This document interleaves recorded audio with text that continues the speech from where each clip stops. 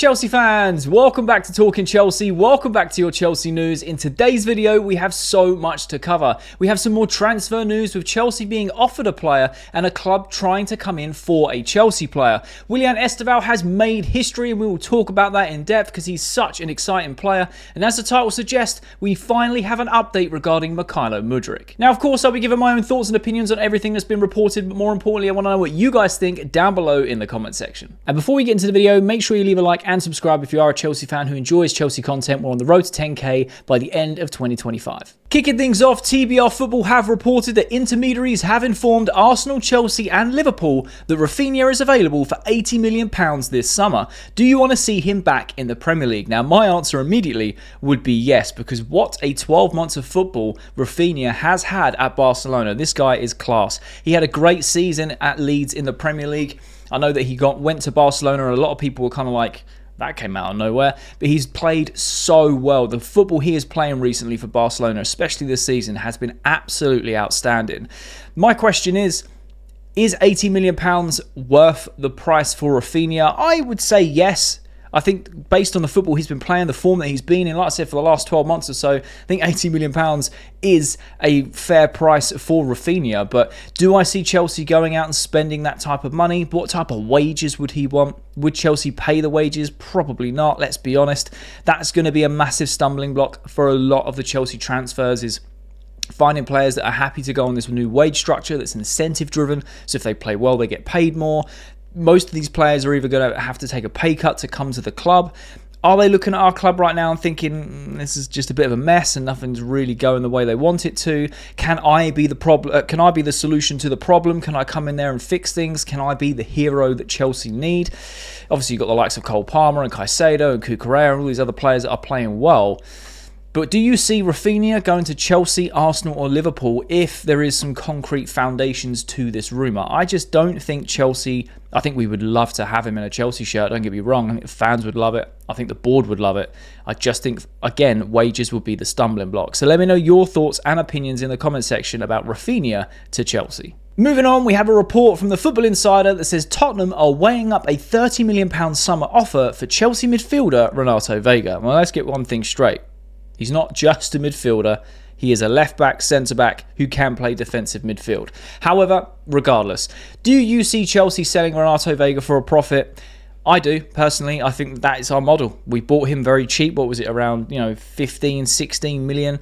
I think it might have even been 16 million euros, which makes it even cheaper in British pounds.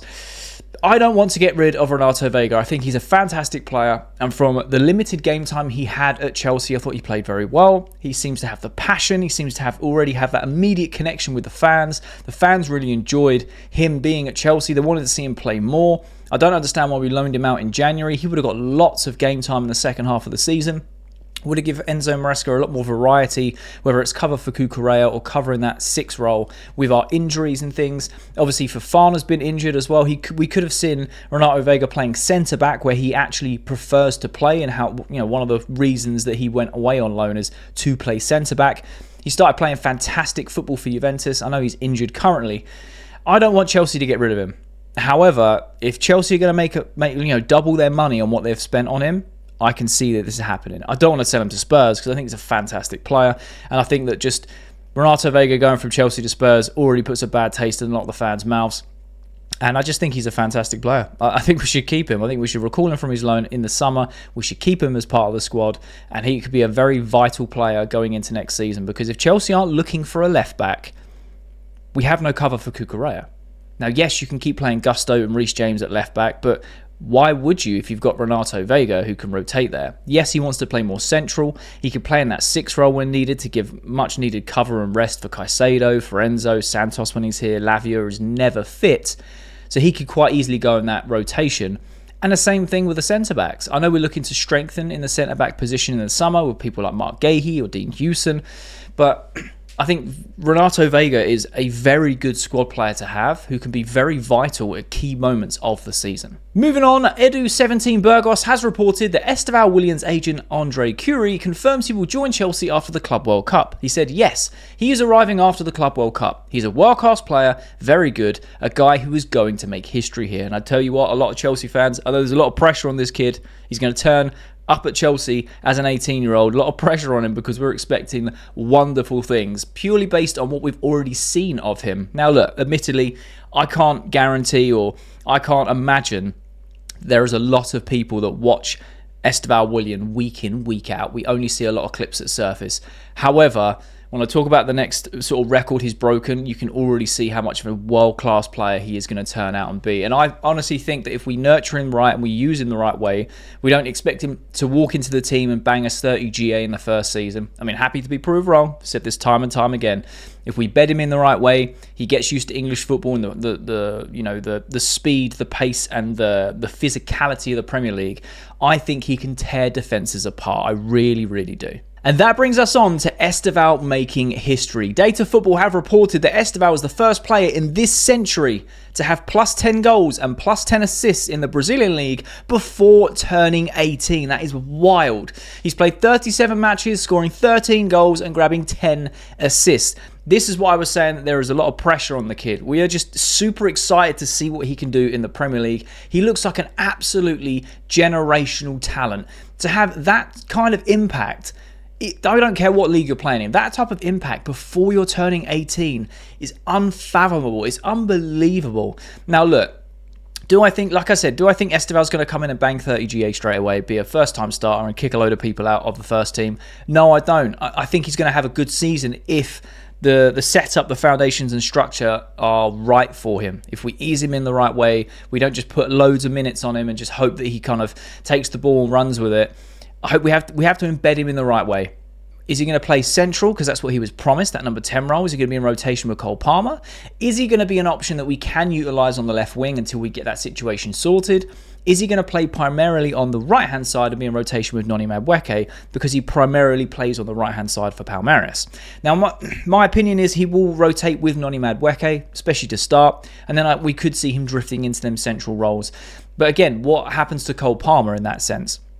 Estal has obviously signed a long-term contract, so has Cole Palmer. That doesn't mean that the positions they have right now are what they're going to play for the rest of their career. We know that because Palmer was a right winger last year, and now he's playing as a number 10. So could this mean that Cole Palmer goes back out to the right-hand side and Estal takes that number 10 spot over time next season? Do we see that Estal actually shines on that right-hand side and he ends up knocking people like Noni Madueke up the squad and he becomes a starter on that right wing? Like I said, it's a lot of pressure for an 18-year-old, so I don't expect the world from him, but I am super excited. I know all Chelsea fans are just so excited to see him put on a Chelsea shirt and play. The one concern I do have is he's playing against us, or could potentially play against us in the Club World Cup, and I don't want him to tear us apart, because they already interviewed him months ago saying, you're playing for Palmeiras in the Club World Cup, what happens if you score against Chelsea? And he's like, I'm going to celebrate. I'm going to celebrate because I love football and I want to play football. He can't wait to come to Chelsea. He's heard great things about Chelsea. Now he speaks to other Brazilians that have played for Chelsea.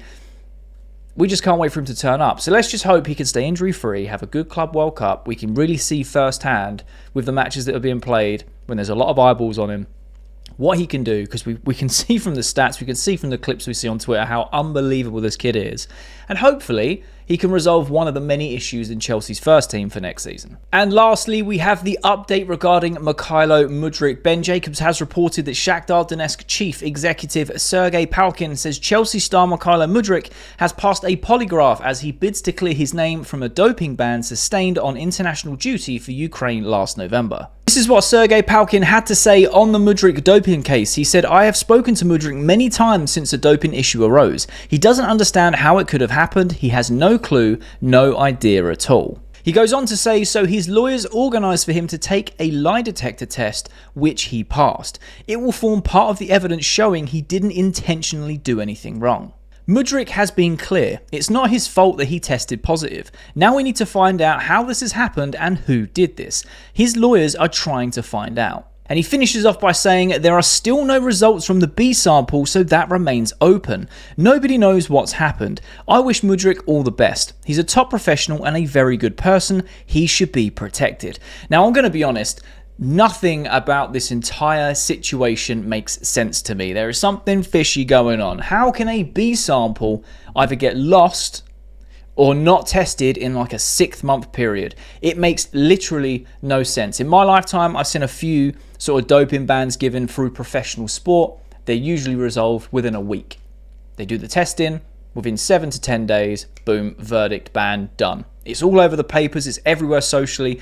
Now, I have seen, other reports saying that legally, Chelsea Football Club don't have to announce publicly what's going on with the situation. Legally, they could just be dealing with it behind closed doors and keeping us in the dark.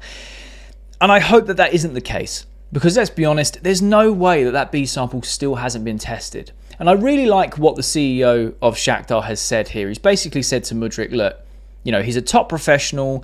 He doesn't know what he's done wrong. He didn't intentionally take this. His lawyers have advised him to do a lie detector to prove there was no sort of, intention of doing it. He's passed that. He's doing everything he can legally to try and get past this case, but we still don't have a B sample.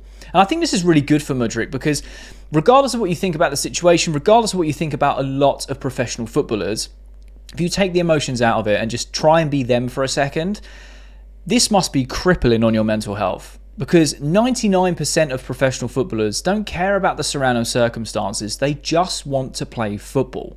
They love the sport. They want to play football. They have a very short career of normally between 10 years at a max, at a push, if you're at the top level. Mudryk just wants to play football. We can see this. We were crying for him to improve. He wasn't good enough. He had this big weight on his shoulders of a big money transfer. And you could see he's an emotional player and he plays on confidence. And, throughout last season, you could see that it was getting to him personally, that he wasn't delivering what he knows he can do.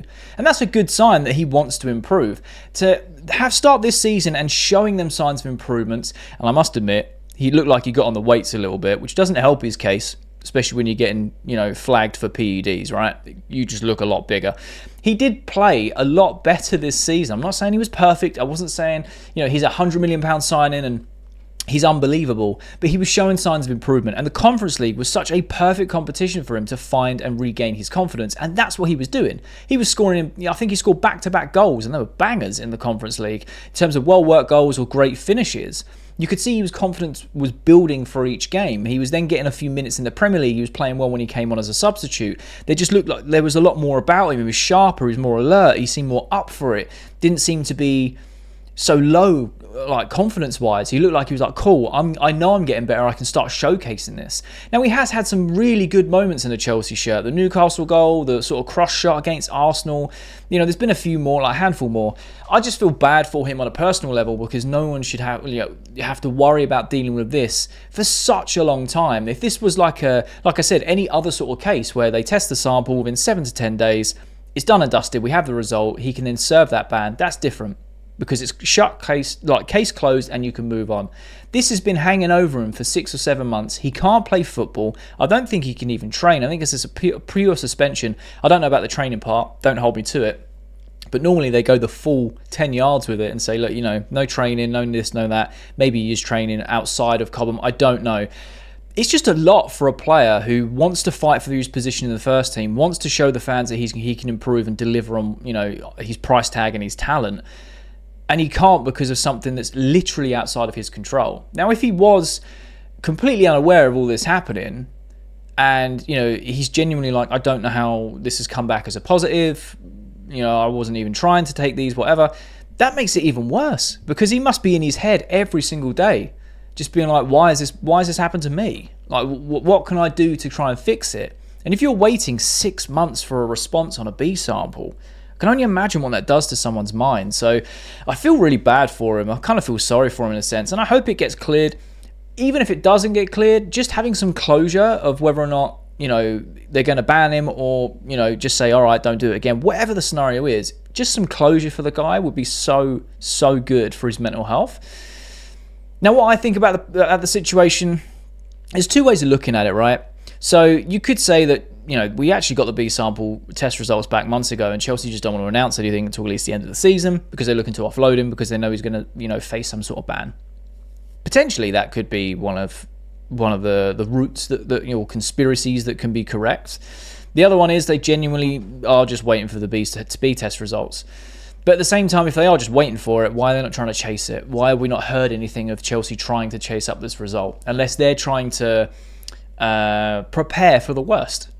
Maresca's come out and said many times, they're doing everything they can as a manager, the staff, as a club to support Mykhailo through this time. And I really appreciate it. I think that goes a long way. I think he will remember that.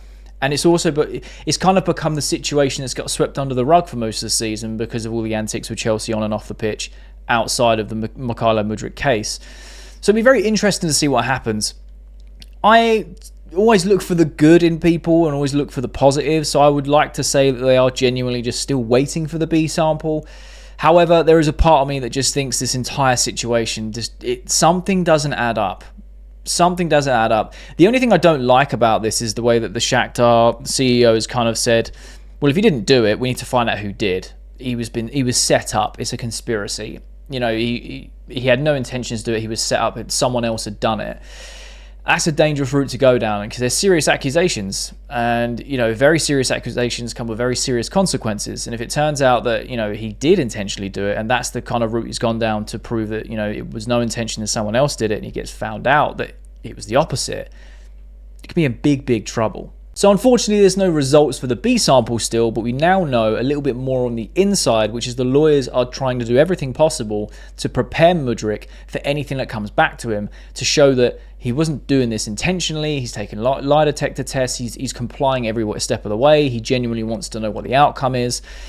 So it's unfortunate that there is no cut and clear decision, but at least we know a little bit more because nothing has been said about this case for many months. So that's all the latest Chelsea news. Let me know your thoughts and opinions down below in the comment section. I love having a conversation with you guys. Would you sell Renato Vega to Spurs? Would you buy Rafinha from Barcelona for £80 million? What do you think of the whole Mykhailo Mudryk situation? Curious to know your thoughts. And if you have watched this far to the end of the video, firstly, you're a real one. And secondly, there'll be a thumbnail that pops up on the screen. So if you are a Chelsea fan who enjoys Chelsea content, make sure you click that thumbnail because you'll enjoy that video too.